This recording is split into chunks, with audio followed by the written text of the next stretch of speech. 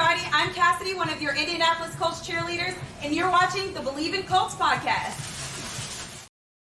What's going on, Colts Nation? I'm Lawrence Owen, back with another edition of Believe in Colts, and in this episode, we are going to analyze and break down and grade each individual pick of the Indianapolis Colts 2024 NFL Draft. And wow, I'm just going to start this off by saying I was incredibly impressed, and I feel like this year there are going to be guys that are going to be cut off of this roster when it comes down to the 53-man cuts, that it's going to be very, very tough competition for the Indianapolis Colts and the coaching staff to make those decisions.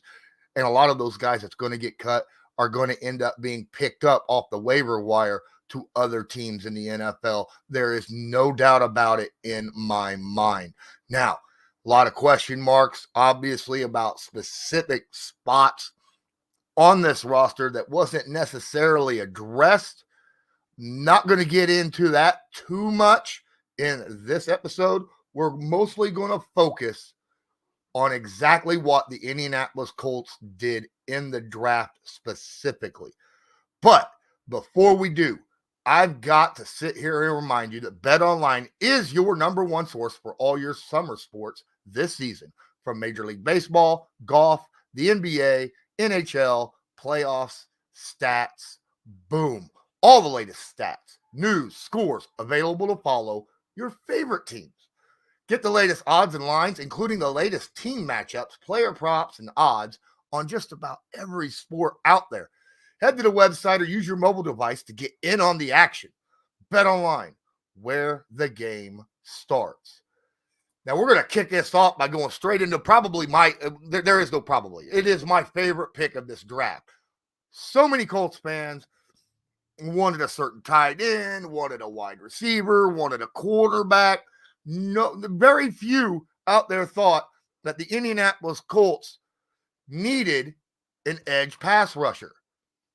It should have been quite evident when Chris Ballard tried to go get a certain Minnesota Viking pass rusher this past offseason, offered him more money than what the Houston Texans did, right, to bring him in, even though he decided to stay with Texans for other reasons. Fact of the matter is, it was quite obvious he still felt that having a premier edge rusher on this team was a very important thing. And what's he do? Holy crap. First off, thank you so much to the Atlanta Falcons, right? Thank you so much. Even though you went out and paid a bunch of money for a veteran quarterback, you used your first-round pick to get a quarterback instead of picking up the best defensive edge rusher in this draft and allowing him to fall all the way to 15 so that the Indianapolis Colts can have Laiatu Latu sitting right beside DeForest Buckner. Holy crap. All right. I think that this defensive line now it has the chance to be the best defensive line in football as it sits right now. I mean, talk about just starting quality, value, plus depth. This is an amazing defensive line the Indianapolis Colts have. They're going to, like I said earlier, there's going to be some guys that's going to be cut off this defensive line this year that will hit the waiver wires and be picked up by another team and get probably quality snaps on that team during the 2024 season. Laiatu Latu is a stud, okay? So the only question mark that anyone had about Latu wasn't about his personality or anything. Dude is like zoned in, focused on just being a better pass rusher, okay? The 2 years he was out of college, right, while he was trying to get back after his neck surgery, all he did was sit there and watch YouTube videos. Watching YouTube videos of other pass rushers and trying to mimic them, put them in his arsenal. So when he come back to play for UCLA, he had a swath of pass rush moves and counter moves. And it showed in his last 2 seasons on tape at UCLA. Dude is a beast. I feel like he's an absolute premier at edge rusher, okay? He's one of the best out there. I think he has a chance to be a top 5 edge rusher in the league. And that's only going to make the rest of the defensive line on the Colts that much better. You talk about, well, this doesn't really help the pass defense. Absolutely it does. Absolutely it does. All right. Yes, I understand that quarterbacks today throw the ball a little bit quicker. But one of the worst things the Colts had was giving up deep shots down the field last year. Okay. This is a guy who absolutely he has the best true pass rush win rate in college over the last 10 years, over guys like Myles Garrett, Bosa, TJ Watt, all these guys. He had a better true pass rush win rate over all of them. Okay? That says a lot to me. That says an absolute lot. That means he is going to make sure that quarterbacks aren't going to have time. He's going to be one of those guys who's going to help make sure the quarterback's not going to have time to sit back there 2-3 seconds, 4-5 seconds, and launch a ball 30-40 yards downfield, hit us behind our pass coverage. Latu was a heck of a pick, and I give it an A+, especially for the value that they got him at that spot. Next on my list, come on, Adonai Mitchell. All right. There's a couple things that concern me about A.D. Mitchell, and I'll get to that in a second. As a matter of fact, you know what? I'll go ahead and get those out of the way right off the bat. All right. First thing, as I mentioned in my preview for the wide receivers, look, I had Mitchell as a late first-round pick. I was hoping like heck he'd fall to mid-second round where the Colts might get him. I figured it'd be an absolute steal. Ta-da, it was. All right. The reasons, in my opinion, all right, two things that I don't like about that I think that he could, one of them he can absolutely improve on. The other one is more him taking care of himself. I don't know that he has any kind of character issues. Obviously, on the draft night, he looked pretty ticked off when the Colts picked him up. It wasn't because the Colts picked him up. It was because, he fell so far. So many teams weren't going to give him the opportunity that he felt like he deserved because he has full confidence in himself, and he absolutely should.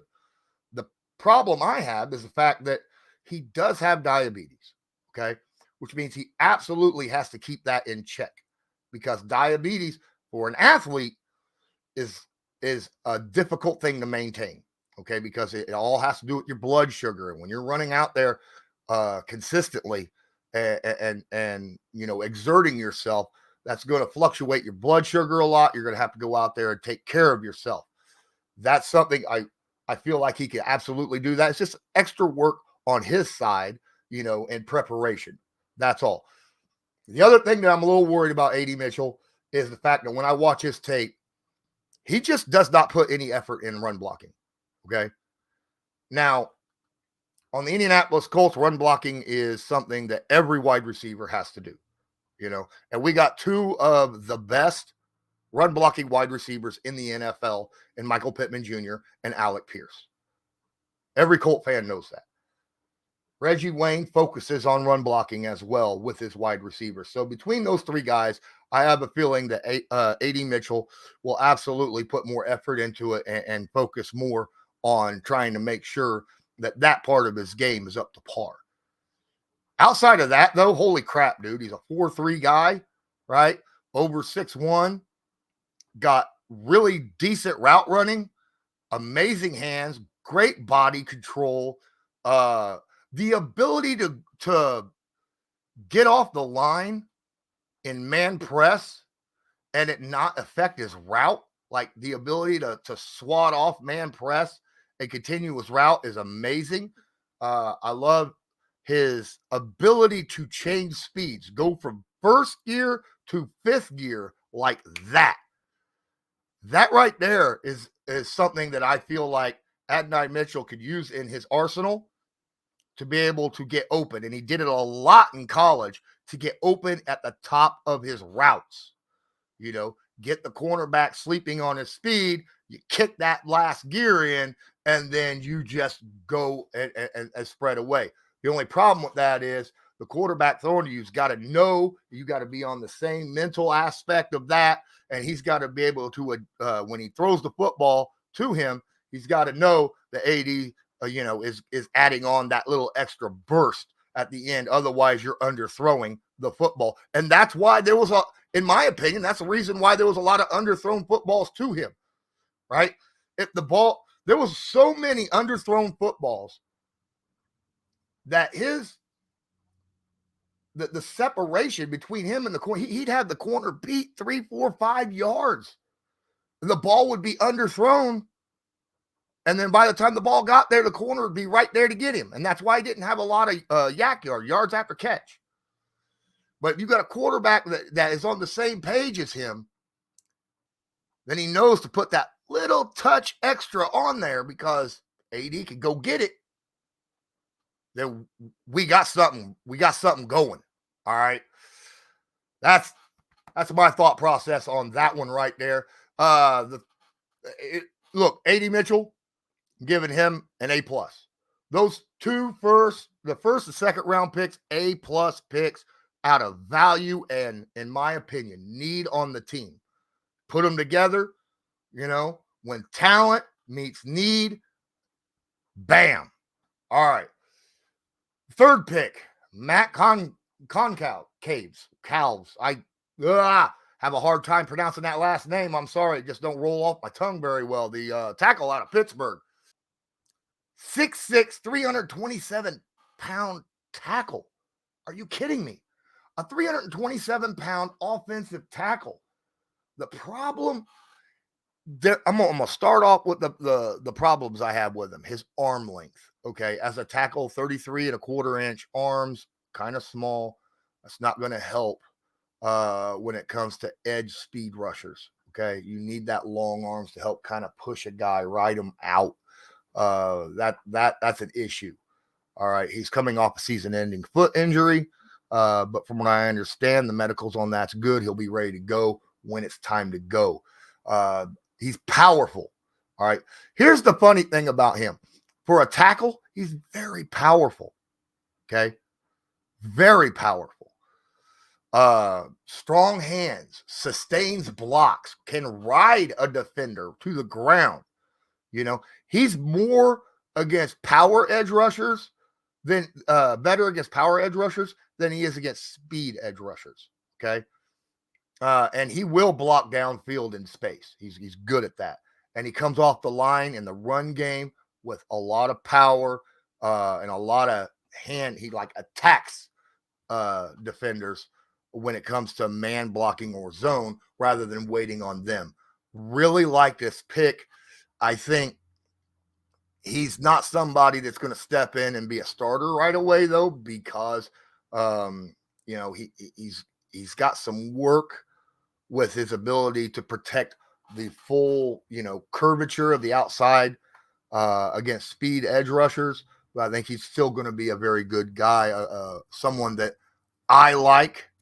Little different than what Chris Ballard grabs as a tackle, because Ballard likes the tall, long-armed guys as tackles historically, and this is just a little bit different than what he's used to grabbing. So we'll see how he works out, right? Absolutely. The next pick on here, Tanor Bortolini. Whew, my goodness. Now this is a dude. All right. Tanor Bortolini, where I was talking about where Matt is, the stocky tackle, not as good with the speed.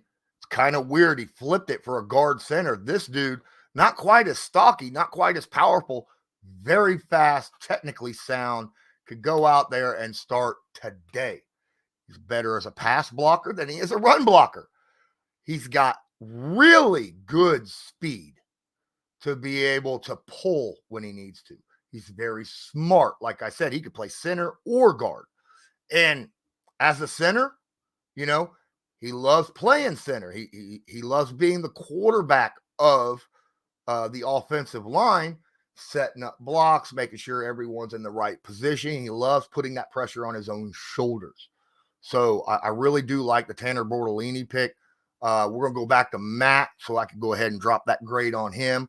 I'm going to give that a C+ because, lower end on a tackle, I would rather have a good pass rusher, especially someone that can handle speed. But we'll see how he ends up turning out. Tanor Bortolini, again, flip-flop here. He's more athletic and less strong, and that's kind of flipped on what you generally would like to see with a guard/center. But his intelligence, his hand usage, his technique is so good. I'll give this a B+. All right, because power can be made up.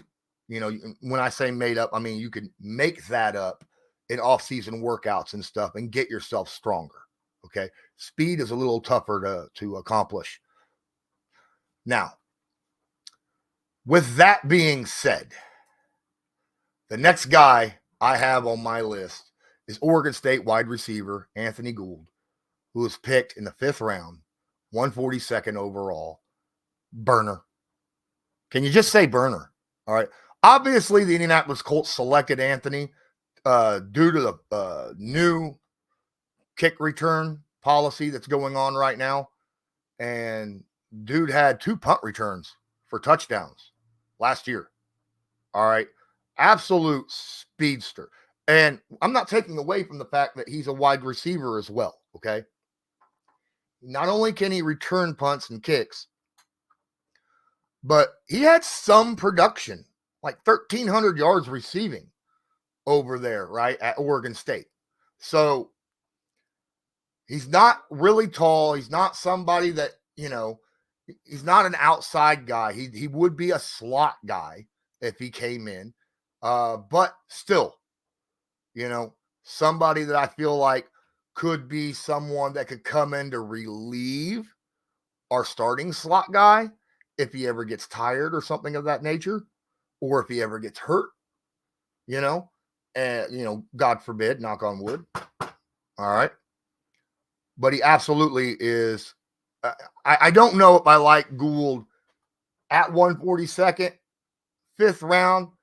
Look, I'm going to say right now, from 5th, 6th, 7th round picks, these are guys that you generally grab for specialty areas, hoping that you're picking traits, right, that fit specific needs of your team and hope that they can build on those traits and fill a specific role.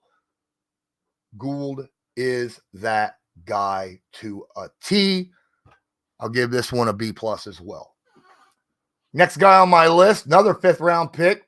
Just 9 picks later, Jaylon Carlies. Wow. Jaylon Carlies, talk about, that body type, that traditional body type that Chris Ballard loves. That's him. He scored an 8.26 out of 10 on the RAS. He's 6'3", 227-pound guy. Linebacker. All right. Played safety. He's going to come in as a linebacker. He's got those long arms. Kind of that EJ Speed, Darius Leonard-ish kind of guy, right?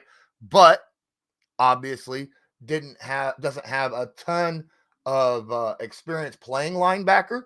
So this is more of someone they're going to bring in, and like I said, they're going to have to build him up, right? He's kind of a bit of a project. But so with EJ Speed, when he was selected, look where he's at now. Okay. I think this is a decent pick. I'm going to give it a C.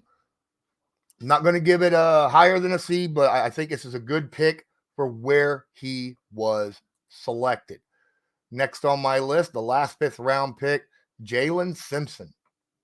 All right. Jaylin Simpson is a hybrid defensive back. All right. He's got athleticism. He's got position flexibility. He could play anywhere on the field. Okay. Simpson can, which is what I like about him. All right. He could play nickel. He could play corner. He could play just about anywhere in the defensive back room, which is good because we all remember, we've had injury history last year and situations of that nature. We need somebody to come in and play whatever position it's always good to have position flexibility. I think personally he should be a free safety because, look, with his ability, he's great for defending explosive pass plays. And remember what I said about Laiatu Latu? I think he will help limit those. This is a guy that could be an eraser for that, right?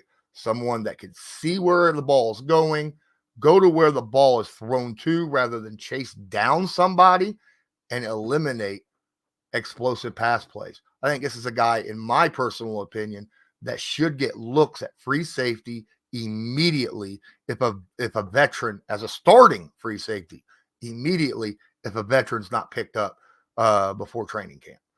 That's my thought process. Could that position have been picked up a little earlier? Quite possible, but we'll see where that rolls into. Next on my I'm going to give that a C+, B-, somewhere around in that general vicinity for Jaylin Simpson. Micah Abraham, the 6th round pick out of Marshall. All right. This is possibly the most confusing pick I have ever seen Chris Ballard make. When you think Chris Ballard, and you're, like I said, 5th, 6th, 7th round, as I said, you're looking for athleticism and length and things of that nature, the RAS scores, you get right, his athletic score. Abraham had one of the worst athletic scores in ever, right? 3.70. This might be the worst athletic score that Ballard has ever taken. He does have 4.4 speed though, right? It's just his ability to move and stuff of that nature. What gets me is even though he's not necessarily athletic, dude had production.